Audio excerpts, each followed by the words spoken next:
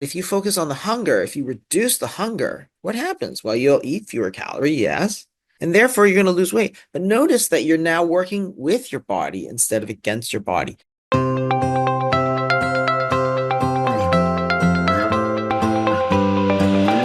Hi everyone, it's Megan Ramos here with another episode of the Fasting Method podcast. Today, me and my amazing co-host, Dr. Terri Lance, are joined by Dr. Jason Fung, and we want to dive into hunger. Good morning, Jason. How are you doing today? I'm good. I'm good. Thanks for having me here. We're excited. We've got a new book coming out, The Hunger Code by you this year. And a lot of questions are coming in very early asking, what about hunger are we going to learn from the Hunger Code? And I think it's a really exciting topic. And it's great to have Terri here because I think Terri troubleshoots this from every single angle of the fasting method. So let's dive on in and talk about the Hunger Code. Yeah, so the hunger code is really an extension of the obesity code. The key point in the obesity code was that the idea of looking at calories in, calories out is really quite backwards. People say body fat, which is really just calories stored equals calories in minus calories out. Now, that's always true, but it doesn't really mean what people think it means. People think that if you simply reduce your calories, then you're going to be able to lose weight. But it actually doesn't mean that, because what happens is that your body naturally wants to set level of body fat. This is the personal fat threshold or the body set weight. People call it different things. And people don't understand this because they hear, and people have said this all the time, oh, our bodies are designed to store calories and get fat. Now that calories are so easy, we're doomed to get fat. And it's completely false and idiotic, because if you think about the wild animals, for example, they never become morbidly obese. Why? Because if you become obese, you can't run away from predators and you can't catch prey. So you'll never see a morbidly obese lion or tiger or whatever, right? So the whole point is that the level of body fat, the percentage of body fat is actually very tightly controlled, and it's actually tightly controlled by a number of hormones. This includes insulin and cortisol and GLP-1 and GIP and all these other hormones that adjust your body fat up or down. And that impacts how many calories you eat or want to eat, and also your metabolic rate. Because if you gain weight, and people have done these sort of overfeeding studies, you can force somebody to gain weight. They did this in the 1960s where they forced people to eat so they gained weight. But what happened is that their bodies started just burning, like they're burning so many calories. They had to give them 10,000 calories a day because their bodies were trying to burn it off, because they're trying to get back to that threshold, that body set weight. So that was fine, but you could force them to gain 10, 20 pounds. The minute you stopped the experiment, they lost all 20 pounds effortlessly, completely effortlessly. Why? Because the body shut down their hunger to such a low level that they didn't want to eat, and then they lost all that weight. So yes, it comes down to calories out, but it's really how you control it, just like a thermostat. So if you think about a room thermostat, the room, you set to room temperature, 72. If it gets cold, the heat comes on. If it gets hot, the air conditioning comes on. You could also say that room temperature equals heat in minus heat out. And therefore, the only thing you need to do to heat up a room is put a little space heater in, plug it in, and turn it on. Will it work? No, absolutely not. Because as it gets hot, the thermostat will sense it and turn on the air conditioning to bring it back. The idea is that even though room temperature equals heat in minus heat out, it actually doesn't work in time. But one of the key mechanisms that the body controls this body fat thermostat is through hunger. So if you don't eat, if you reduce your calories, but you haven't adjusted your thermostat, your body senses, hey, your body weight is below what we've set as your thermostat.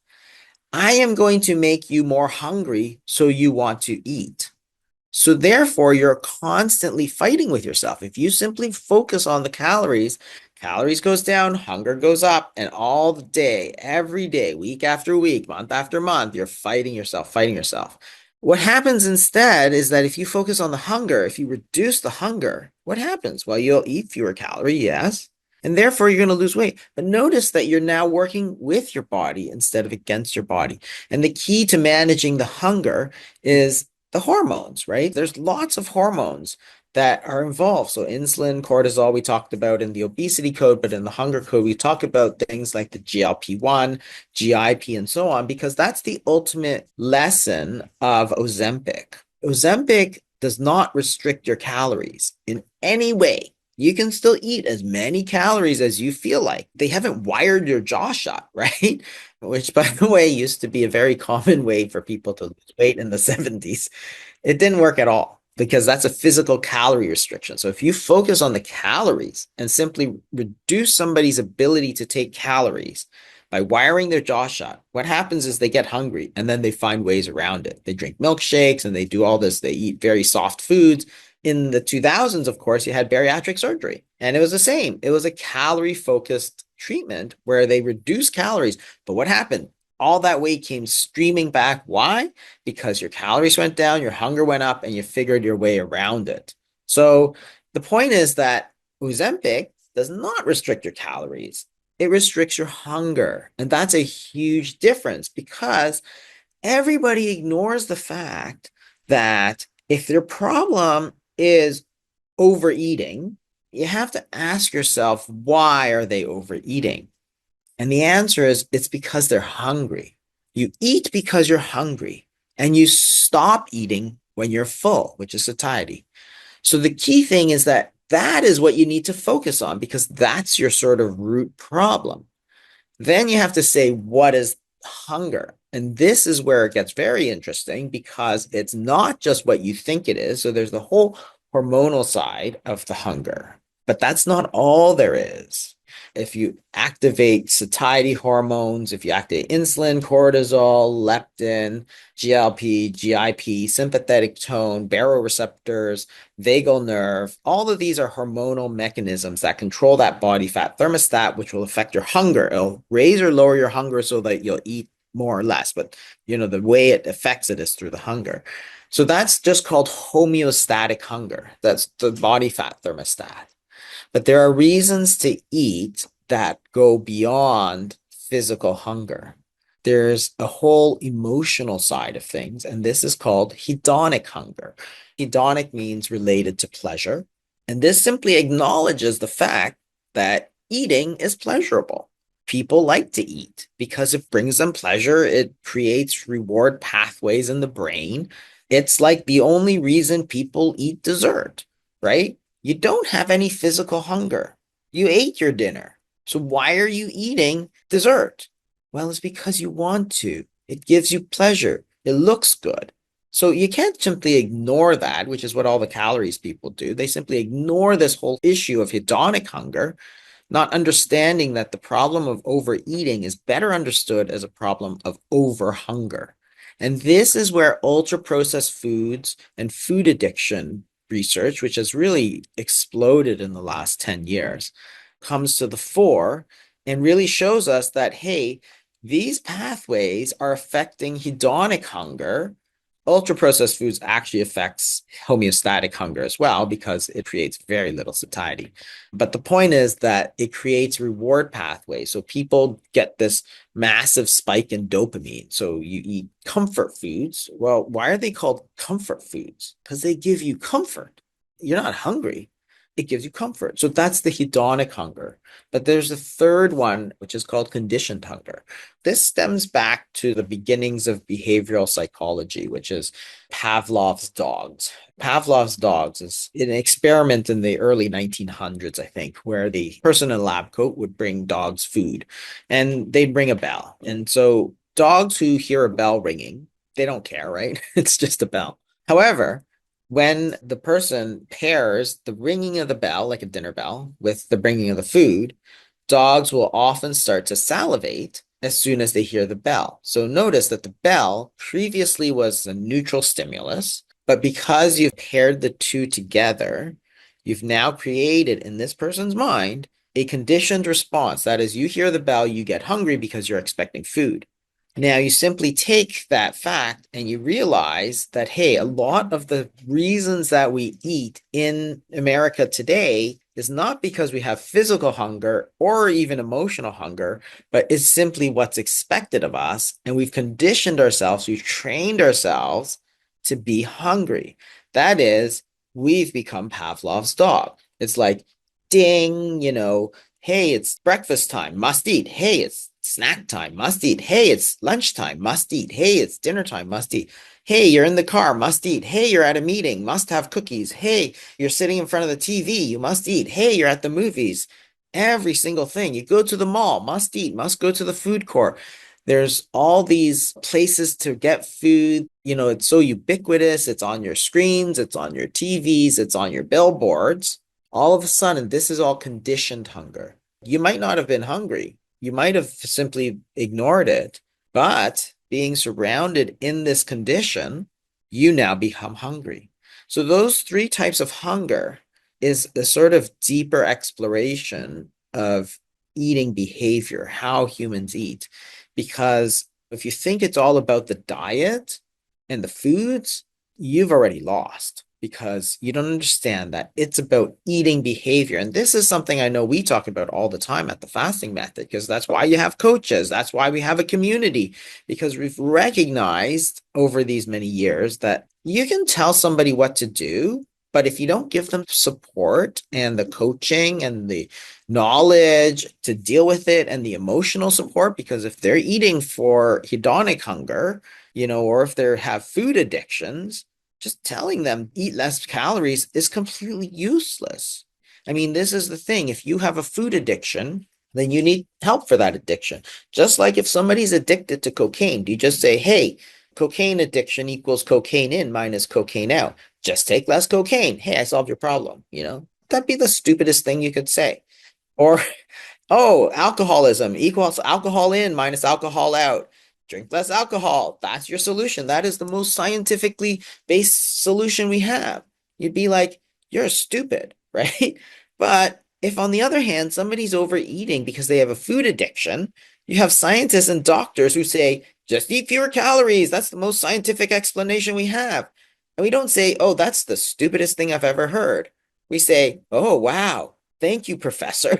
It's like, this is why people can't lose weight, because these simple facts just get repeated so often by all these authorities who don't even realize how stupid they sound, right? It's like, if they have an addiction, deal with the addiction. If they have a problem with ultra processed foods, deal with the ultra processed foods. If they have a problem with conditioned responses, deal with the conditioned responses. If they have a problem with insulin, deal with the high insulin. Don't just say eat fewer calories. It's the dumbest thing ever. That's why I think there's so many different programs around, because people have always instinctively recognized that there is much more to it than the calories. And that's where, I think TFM has always been a bit ahead of the game, really been able to help a lot of people with that.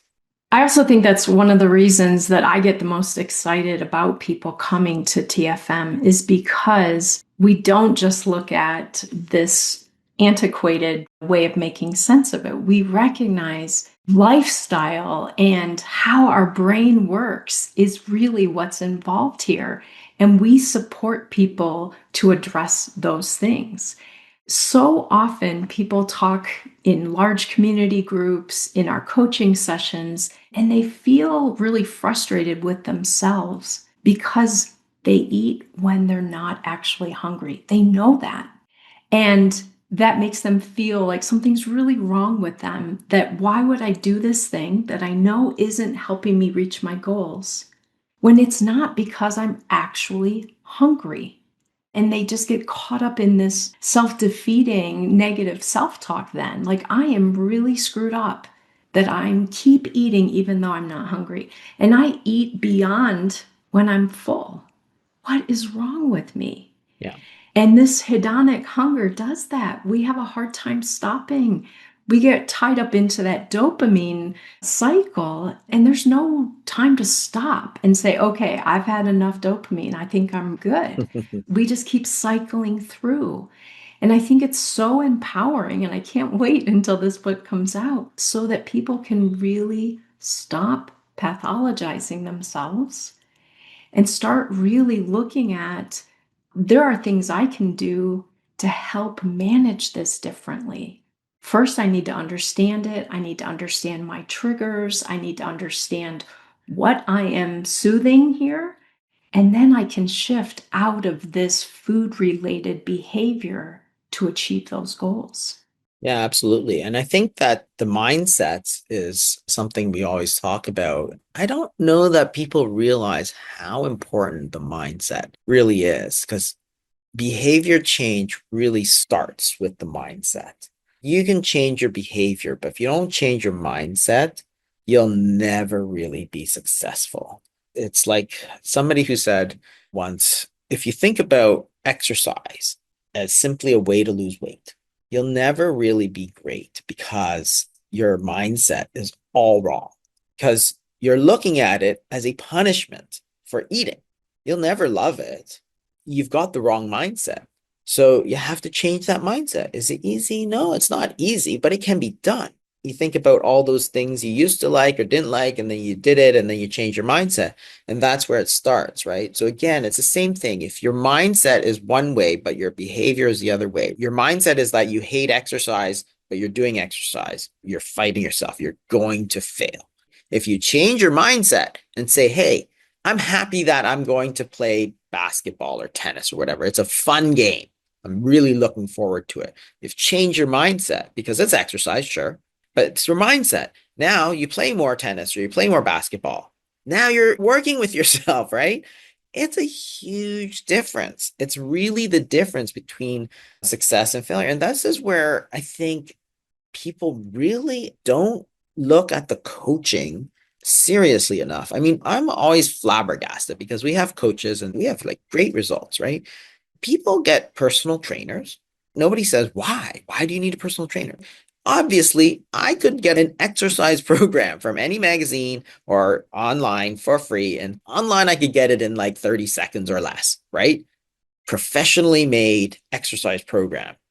And yet, millions of people still use personal trainers. Why? Because they help you do it. They keep you accountable. They correct your mistakes. You know that if you have a personal trainer on Monday morning at 9 a.m., you are going to show up Monday morning at 9 a.m. If you're just doing it yourself, you're not going to do it. People have life coaches, people have business coaches, people have everything coaches. And yet for weight loss, they're like, no, like, what are you talking about? Why would you kneecap yourself like this? Instead, you get these people who are all like, oh, calories in, calories out, right? It's like, oh, no, it's the community, it's the coaching, it's your mentors, it's your peers that actually determine your success or failure. I don't think people quite understand how important that community really is. If your friend eats French fries all the time, you're going to eat French fries all the time. If your friend sits and watches TV all the time, you're going to sit and watch TV all the time. If your friend goes and plays tennis, goes for a walk, goes for hiking, you're going to go hiking, play tennis, or whatever, right? If your friend is always switching the fries for salad, you're going to start switching your fries to salad. That's the way we are. This is called social modeling. So that's the other thing we talk about in the hunger code. So conditioning, which is again trying to break those habits and so on, but also social modeling because the people around you play a huge role in your life. That's just reality. Why don't people acknowledge this fact? It's actually striking because where you live impacts your weight. If you take a Japanese person in Japan, their risk of obesity is extremely low. Take that same Japanese person, plop them in San Francisco, and within 2 generations, their risk of obesity has gone up like eightfold. It's very, very powerful. If your friend becomes obese, and there's a study in the New England Journal of Medicine, if your friend becomes obese, your own risk of obesity goes up by 171% for the exact same reason, right? If your friend is always being healthy and always watching their weight and skipping snacks, you're going to skip your snack. If your friend is snacking all day long, you're going to snack all day long. It's really important. If you take a military family, take them and move them to an area with high obesity rates, they are much more likely to become obese. That's just the way it is. It's true in the United States too. There are certain states, Colorado and California, where the obesity rates, while high, are still much lower than places on the East Coast, especially places like West Virginia and Kentucky. But again, what's California cuisine? Fresh, local. unprocessed, right? You think about this. You think about Colorado. People love to go out hiking all the time. They love to go out skiing all the time. Well, guess what? That influences you as a person because we, human beings, are social creatures. So the social modeling is important. It's the reason why being an influencer is so important. That's why companies always try and get influencers to promote their stuff because they know that it has a huge impact. But it's true for weight loss too. I don't know why. Like we're so siloed. Here we have something which everybody knows is important, social modeling, social influence, right? Everybody knows it's important. It's basically what built Facebook, right? Like you're talking about this $1 trillion business built purely on social influence. Obviously, it impacts people's lives to a huge degree. And yet, in the weight loss space, we're like, oh, yeah, social modeling doesn't matter. It's all calories in, calories out. Good luck with that. You're not going to succeed. So that's where the hunger code really takes us into that conditioned hunger, all those ultra processed foods, food addictions, which is more related to hedonic hunger, but the conditioned hunger, the social modeling, the conditioning. And again, something that we've always talked about, placed great emphasis on, right? Like, you want to know how to fast? We can give you the information. That's the easiest thing that we can do. But actually getting you through and creating those social ties and social influences, that is where the rubber really hits the road. And that's where you see, I'm always shocked when I see some of these pictures. It's like, oh man, people like they're reversing the disease, they're feeling better. It's crazy.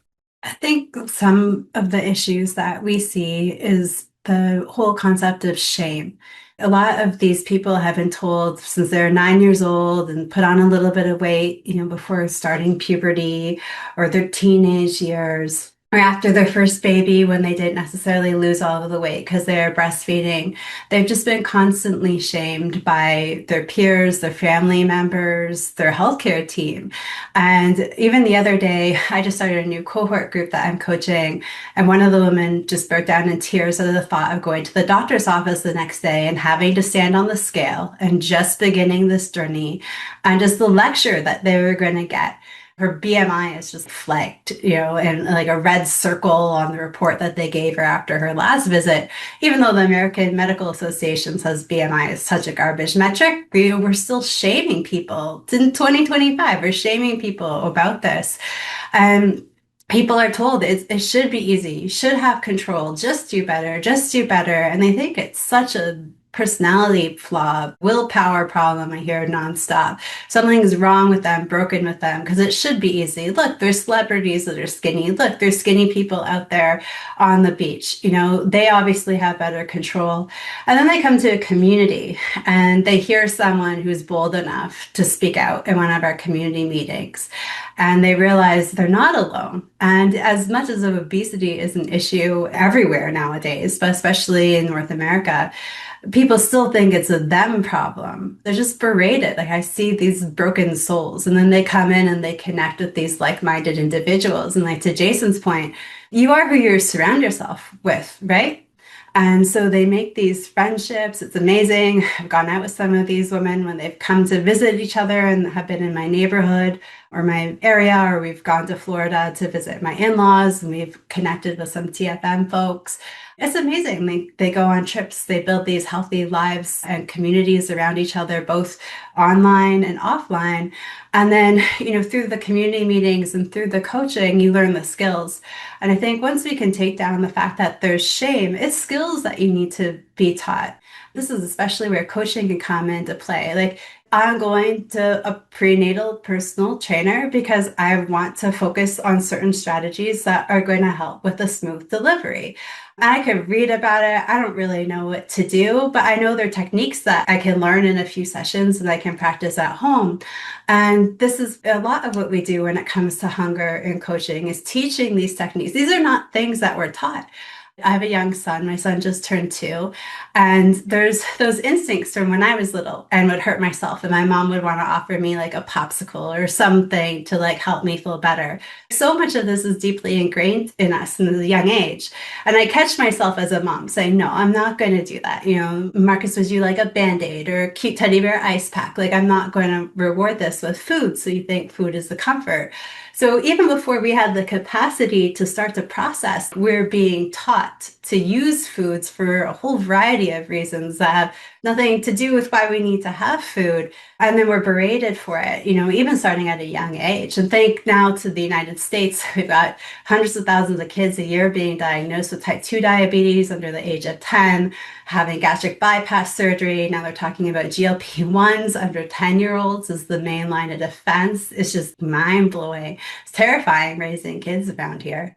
Shame is a really important topic, and it's because of the whole calories thing, right? It's all about calories, which equals it's all about willpower. So if you can't lose weight, it means that you are weak, you have no willpower, and that's it, basically, right? It's your own fault. And it's like, oh my God, it's so bad. And that's why I keep saying this whole focus, this obsession with calories in, calories out, it's so destructive.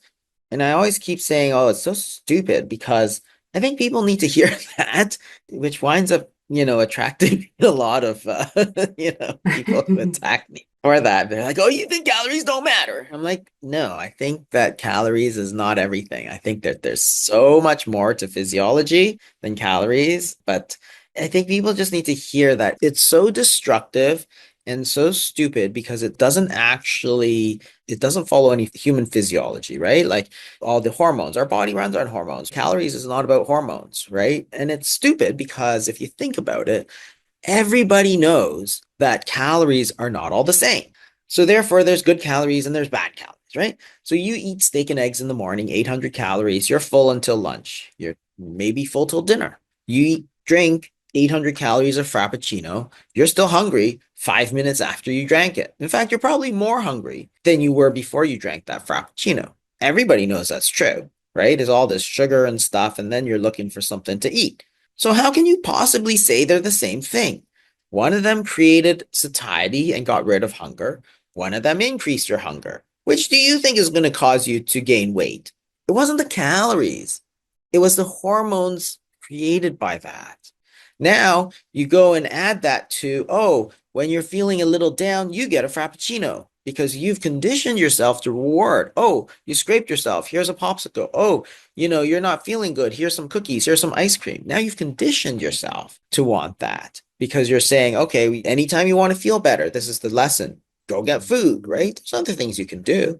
And then you're creating horrible habits because you're eating in front of the TV or whatever, right?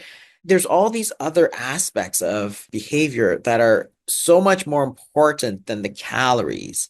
It's mind-boggling how simplistic, it's completely simplistic and idiotic to think that calories are all the same. All calories are equally fattening, right? They blended into this whole, oh, calorie is a calorie. Sure, a dog is a dog.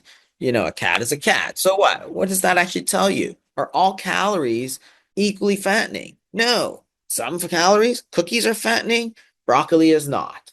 That's the truth. Why doesn't anybody actually acknowledge that? I've seen books where a doctor said, oh, you could eat ice cream for dinner because they're the same number of calories. It's like, no, you idiot. One of them will make you full, the other one won't. It's the hunger that matters because it's the hunger that drives you to eat.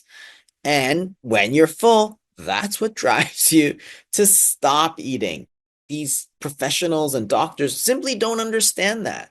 They all fall back to this default of, oh, this and that, right? They completely ignore the effect of friendships, social modelings, communities. And yet at the same time, look, there are places in the world that have very low levels of obesity. Italy is actually one of them.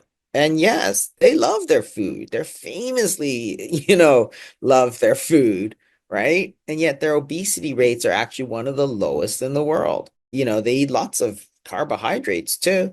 How is it that they can get away with that? It's not that they're getting away. They've understood that, hey, you don't eat all the time. You eat with your friends. You enjoy it. you're always mindful, right? The mindfulness is another thing that I meant to talk about, Terri, you brought up. Like you're eating when you don't even know why you're eating, and you're eating past the point of being full. Why? Because you weren't mindful of it. Whereas they're always mindful. I know some people, they love food. They go out for food all the time, but they're always like, oh, this is so good. This is so good. But they'll eat like 3 or 4 bites and then they're like, okay, I'm full. And it's like, that's great. You basically ate until you were no longer hungry. And then you're like, okay, that's enough. But you're mindful of it. And that mindful eating and avoiding things like distracted eating, those are such key important facets of eating behavior. I talk about that in the hunger code as well. And it's like, okay, where does calories in, calories out come into this? Not at all. All of these things are completely outside the purview of this calories in, calories out. But it's this idea that the calories in, calories out is the be all and end all, scientifically most important thing ever that creates that shame you're talking about. And yeah, I feel sorry for people because you know that if you were to move some of these people to other places in the world, they would actually just lose all that weight because it's the environment, it's the food supply, right? Now we're talking about ultra processed foods with California schools are banning ultra processed foods in school lunches, which I think is terrific. San Francisco is suing ultra processed food makers. It's basically the new tobacco. And I think it's a good start. The social modeling is also important. I do live in Colorado, Jason, and people here, they don't go out to eat together as their primary way of connecting and spending time together. They go uphill skiing. They climb the mountain with their skis on, you know? So they do social things that are revolving around activity and time together and movement versus that hedonic thing of food. I was thinking when you were describing, even in Italy, food being social. And I think that's one of the big challenges many of us face is we think that because food is social, we have two choices. We can either focus on our health and our weight, or we can have good relationships and have fun. Like these two things have to be completely separate from one another. And yet, in order for it to really work, we need to be able to have both. We need to be able to take care of ourselves while having important social connections. And going back to the dopamine, if the whole reason I'm sitting there is to get the dopamine from my food, I'm not going to see when I'm done. Like you said, if I'm not doing it mindfully, I'm not going to get that satiety signal. Instead, if I can also focus on I'm getting some dopamine hits from being with people I care about or being in a conversation that I'm enjoying, it doesn't have to be dopamine cycle related just to more and more of that food. I think these are those kinds of things, that awareness that we create at TFM in our community meetings, when people get to listen to each other, talk about how they navigate these things in our coaching. My coaching obviously is very geared toward the mindset and the behavior focus of this, but all of our coaches really help people recognize, yeah, you're not eating just out of that homeostatic hunger. We get that.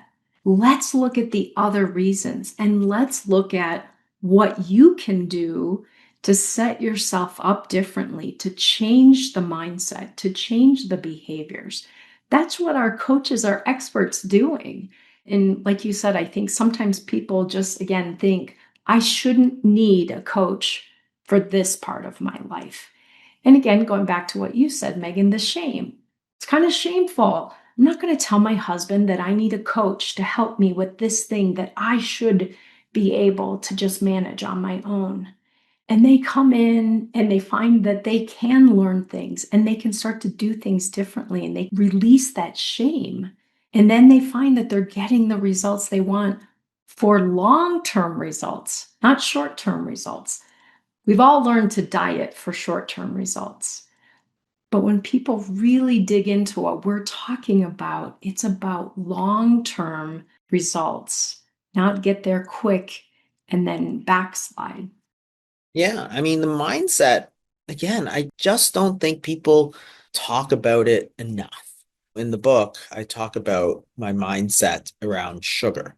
I don't eat no sugar, but I don't eat a lot of sugar. So years ago, Megan, you'll know that Tim Hortons was famous. Tim Hortons is a coffee chain that's like the most Canadian thing ever, even though now it's owned by somebody in the US. But anyway, Tim Hortons, the famous way you drink it is the double double, okay? And it's two creams and two sugars in a small cup of coffee. It's so sweet, but everybody used to drink it. I used to drink it. This is like 20 years ago. I just had it again recently just to try it, but it's like, oh, that's way too sweet. But the point is that you could do one of two things. You could have a mindset that I love sugar, but I shouldn't eat it because it's not good for me, right? So again, now you have a mismatch. You want the sugar, but you're not going to take it. Now it's a deprivation mindset. You're hurting yourself, harming yourself because you want it, but you can't have it, right? The key to change is to change your mindset. So I started thinking, wow, sugar is really bad for you. Sugar is like poison, basically, right? Now the mindset changes. You don't want the sugar because it's poison. Now your sugar intake goes down. Now you're not fighting with yourself again. It makes all the difference in the world, just like the exercise, just like the fasting. Fasting was considered super bad for you. So again, if you're trying to fast and your mindset is that the fasting is super harmful, you're just not going to do it. But if you think back 100 years, 200 years ago, people were all like, fasting's so good for you. Fasting is a cleanse. It's so good. So again, maybe you don't have fun doing a fast, but your mindset is that, hey, this is something that is healthy for me, that I'm going to be able to lose weight. I'm going to feel better. My mind is going to be clearer. Your mindset has completely changed. Now you can fast because you're not this fasting is bad for you, but I'm going to have to do it because of this, right? Because I need to lose weight. You're going to be like, fasting is good for me. Not always fun, but good for me. And now I can do it because you change the mindset. It's just like the Ozempic. The Ozempic is boom, lower your hunger, then the calories follow. The mindset is exactly the same thing. You got to train yourself. You know, you're a psychologist, Terri. You know, there's lots of things you can do to change your mindset deliberately. You want to change your mindset to sugar is poison. You just have to keep thinking sugar is poison, sugar is poison, sugar. Eventually that seeps in, right? It's the mindset that starts it. Why? Because the mindset changes your attitude, which changes your behavior. It's a whole chain, but it starts at the mindset. It doesn't start at restricting sugar. Restricting sugar, but now you want the sugar, right? It starts with realizing that the sugar is really bad for you. So therefore, you're going to eat less. Now, when you eat less, you're in sync with what your own attitude has told you. So it's so important. I just don't understand why nobody really talks about it at all. Like I've read a lot of diet books, okay, because I like to know what people are saying. The stupidest people are the calories people. They're all like, it's all calories, it's all calories, it's all calories, it's all energy balance, which is a hideous term because it's not about energy, it's about behavior change, which is far more. Like just because you tell me I shouldn't eat cookies doesn't mean I won't eat cookies, right? The fact is that you have to change your attitude. You know, as kids, we give them a lot of cookies and stuff, right? But it's like you can change because if your attitude is that cookies are a real indulgence, then it's like, okay, I will have a cookie once in a while, but not all the time because it's not good for me. Whereas if your attitude is like, it's just calories, so I'll have the cookie, but I won't have the broccoli, same calories, you're not going to be successful losing weight with that type of mindset, which is the calories in, calories out mindset. It's the worst possible mindset. And you look at the success rates of these people who do these calorie-based diets, it's abysmal. It's actually worse than abysmal. I actually break it down in the hunger code. The actual data is that if you look at the number of people who follow these sort of calorie-based diet things, first of all, every scientific study has shown that it doesn't work, right? The Women's Health study showed it, the Look Ahead study showed it.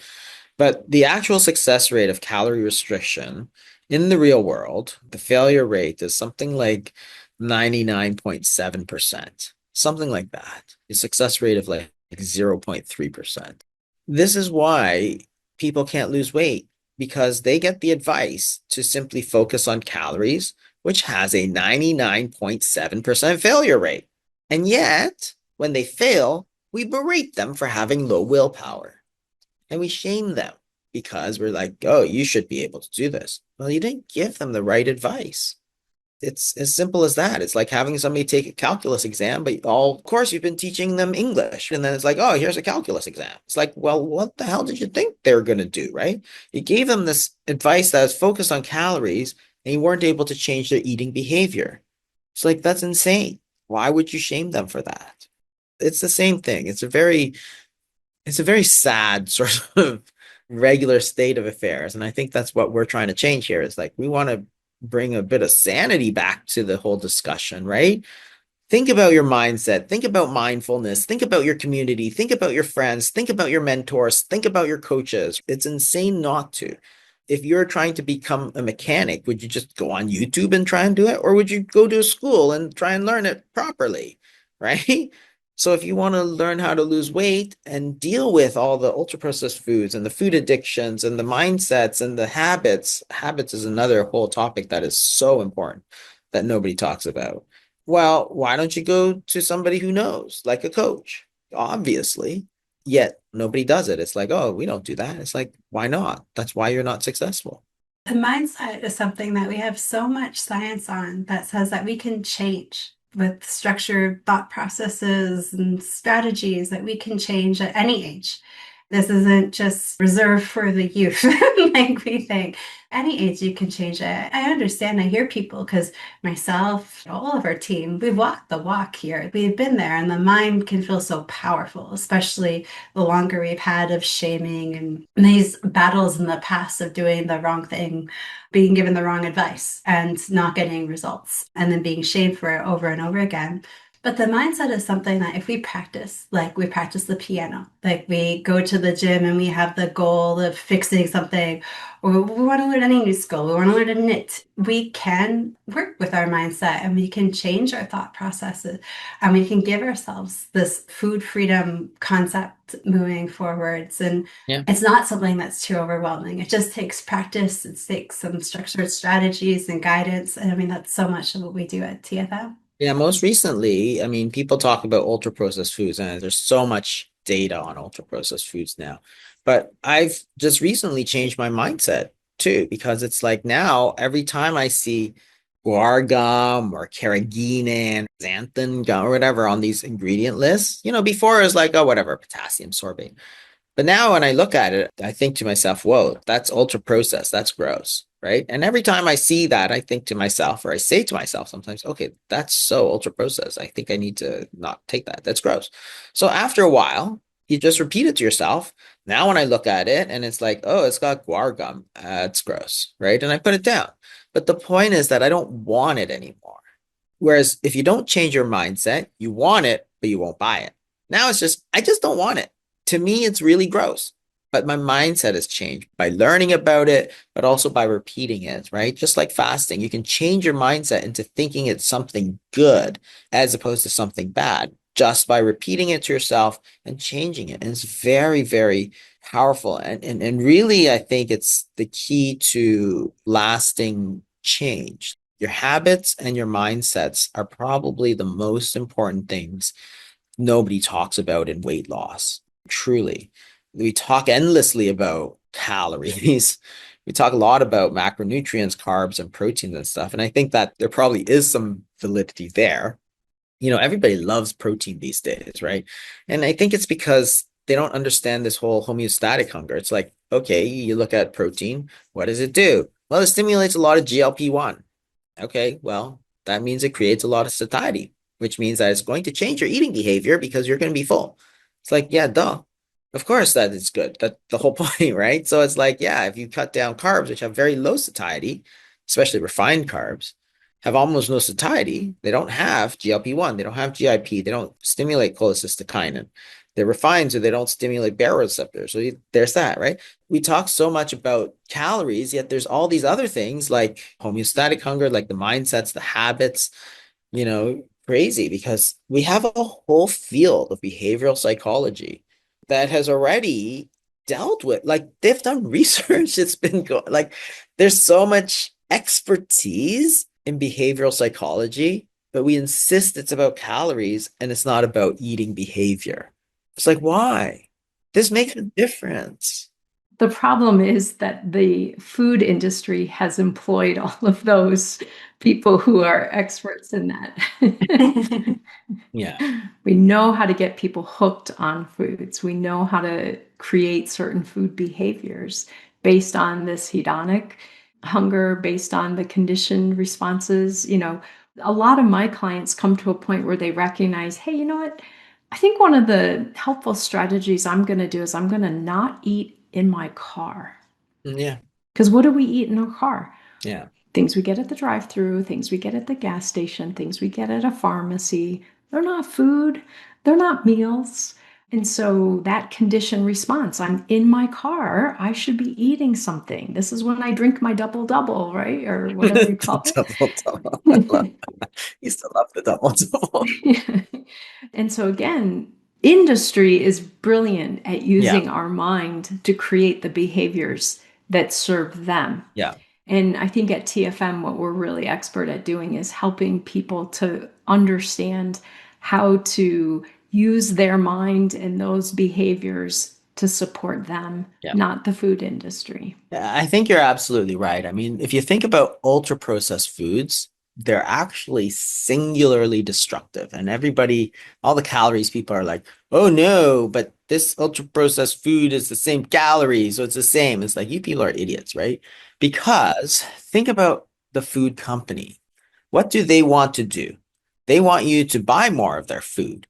But if it's a natural food, you can't just keep eating because you're going to get full. It's like if you eat a pork chop or a hamburger patty, like you can eat one, it's delicious. Can you eat 20? I don't think so. Almost nobody can eat that much. Why? Because you've stimulated all that satiety hormone. So if you want to sell a lot of food, you got to get the satiety way down. At the same time, you got to bust up and blow open the dopamine reward system. Why? So you can feel good while you're eating it, but not get full as you're eating it. So I'm going to get sued by Cheetos because I always say, think about the Cheeto, right? You could eat the whole bag. I don't think anybody would have a problem to eat a whole bag of Cheetos, truthfully, because there's almost no satiety there. And yet you eat it, there's all this chemicals and stuff. Your dopamine's getting flooded, your insulin's going way up, but you have no satiety from it. It's because it's light, it sort of melts in your mouth. It's called vanishing caloric density, is the technical term for it. But you could just keep going. And that's what the food company wants you to do. So they are trying to stimulate your hedonic hunger at the same time, create zero satiety so that you can keep eating it, which means you'll buy more, which means they'll make more money.